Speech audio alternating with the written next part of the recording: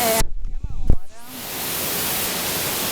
que o amigo chato faz filmagens inapropriadas.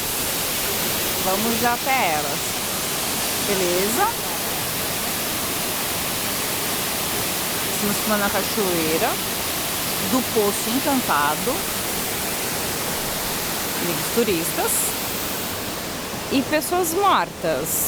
Pessoas que morreram após comer um bobó de camarão. Mortas. Enterradas.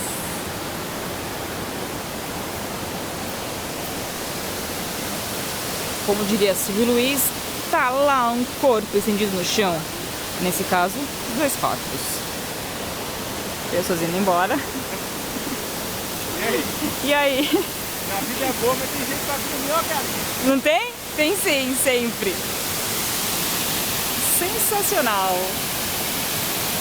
E aquela amiga mala que sou eu.